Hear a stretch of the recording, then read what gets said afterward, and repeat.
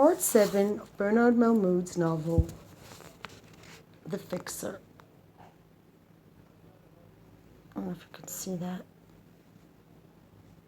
The Fixer. Bernard Malmud. So, we are on the voyage to Kiev with Yakov, who left the shtetl behind. So, averse from his town, and he was a stranger in the world.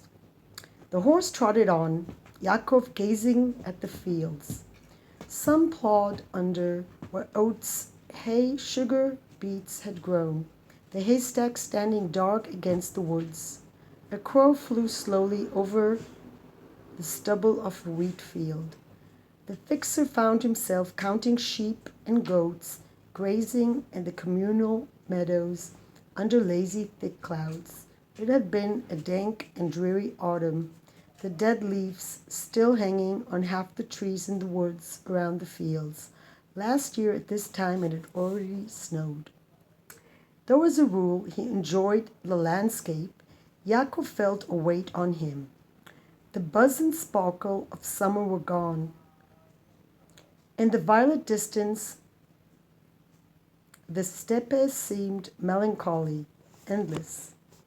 The cut on the horse's flank, though encrusted, still oozed red droplets and drew fleas. He switched away without touching the animal. He thought his spirits would rise once he was out of the shtetl, but felt no relief.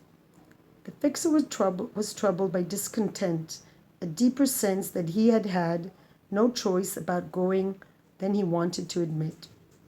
His few friends were left behind. His habits, his best memories, such as they were there. But so was his shame. He was leaving because he had earned a worse living, although he hadn't become a grave digger than many he knew with fewer brains and less skill. He was leaving because he was a childless husband, alive but dead. The Talmud described such a man, as well as embittered, deserted one. Yet, if she had been faithful, he would have stayed. The better she hadn't been.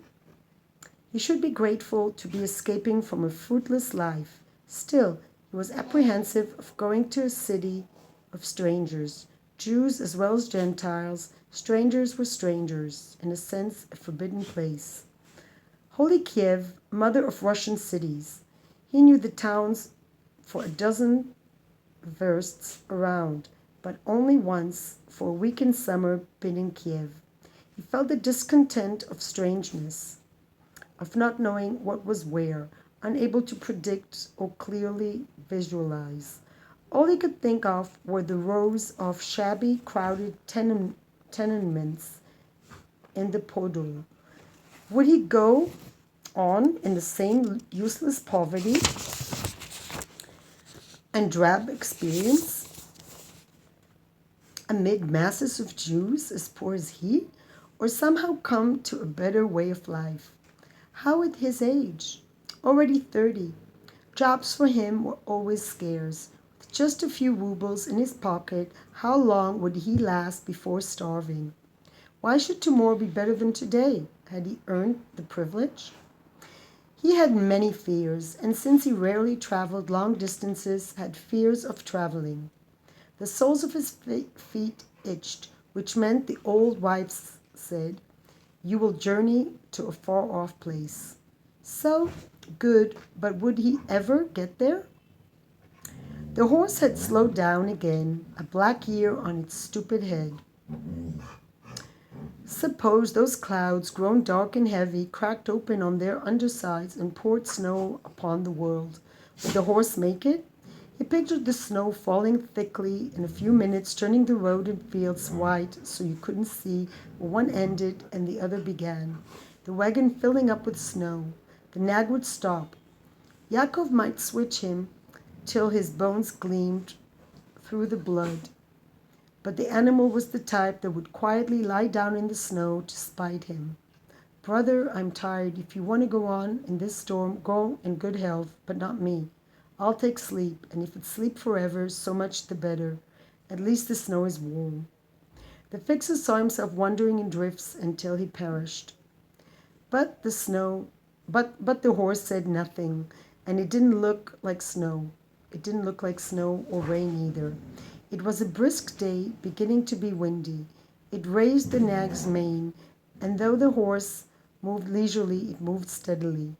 Yet, as they went through a grove of broad-branched trees, the leafless, the leafless twigs darkly intertwined high above Yaakov's head.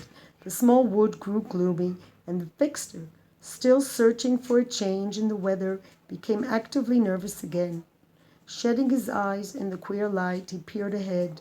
A winding road, absolutely snowless. Enough of this, he thought. I'd better eat. As though it had read his mind, the nag came to a stop before he pulled the rein. Yaakov got down off the seat and, taking hold of the bridle, drew the horse to the side of the road. The horse spread its hind feet and spattered a yellow stream on the road. Yaakov urinated on some brown ferns. Feeling better, he tore up several headfuls of dry tussocky grass, and since he could locate no feedback in the wagon, fed it in fistfuls to the nag. The horse, its sides heaving, chewed with its eroded yellow teeth until the grass foamed.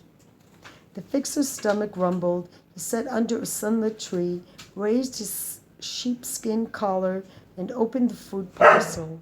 He ate. Hey, Shoshana. Shoshana is having a difficult time. Sorry, we have to stop. Shoshana. The fixer's stomach rumbled. He sat under a sunlit tree, raised his sheepskin collar, and opened the food parcel. He ate part of a cold boiled potato, chewing slowly, then half a cucumber, sprinkled with coarse salt, with a piece of sour black bread. Ah, for some tea, he thought, or if not that, some sweetened hot water. Yaakov fell asleep with his back to the tree, awoke in a hurry, and climbed up on the wagon. It's late, God damn it. Come on, move. The nag wouldn't budge. The fixer reached for the switch. On second thought, he climbed down, unhitched the rusty bucket, and went looking for water. When he found a little stream, the pail leaked, but he offered it, half full, to the horse who wouldn't drink. Games I don't play, Yaakov poured out the water, hitched the bucket on the hook under the wagon, and stepped up to the seat. He waved the switch till it whistled. The nag, lowering his ears, moved forward. If one could call it movement. At least it wasn't where it had been before. The fixer again whistled the air with the switch, and the horse, after an indecisive minute, began to trot. The wagon rattled on. They had gone on a while, when the wagon caught up with an old woman, a pilgrim, walking slowly in the road, leaning on her long staff, a heavy peasant in black, wearing man's shoes and carrying a knapsack, a thick shawl wrapped around her head. He drew over to the side to pass her, but as he did, Yaakov called out, "A ride, Granny?" "May Jesus bless you." She had 3 great teeth. Jesus he didn't need. Bad luck, he thought. Yaakov helped pull her up to the wagon seat and touched the nag with the birch whip. To his surprise, the horse took up his trot. Then, as the road turned, the right wheel struck a rock and broke with a crunch. The wagon teetered and sagged at the rear. The left wheel tilted inwards.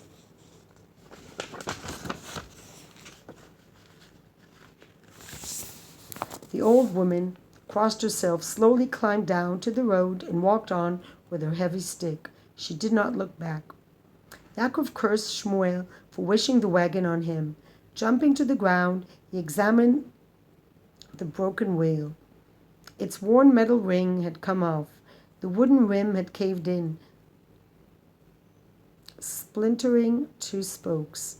The split hub leaked axle grease. He groaned. After 5 minutes of stunned emptiness, he got his tool sack out of the wagon, untied it, and spread out the tools on the road. But with a hatchet, saw plane, tinsmith's shears, tri-square, putty wire, pointed knife, and 2 owls, the fixer couldn't fix what was broken. Under the best condition, it would take him a day to repair the wheel. He thought of buying one from the peasant if he could get one that fitted, or nearly fitted. But if so, where was the peasant? When you didn't need them, they were in your beard. Yaakov tossed the pieces of broken wheel into the wagon. He tied up his tools and drearily waited for someone to come. Nobody came. He considered returning to the shtetl, but remembered he had had enough. The wind was colder, sharper, got under his coat and between the shoulder blades. The sun was setting, the sky was turning dark. If I go slow, maybe I can make it on 3 wheels to the next village.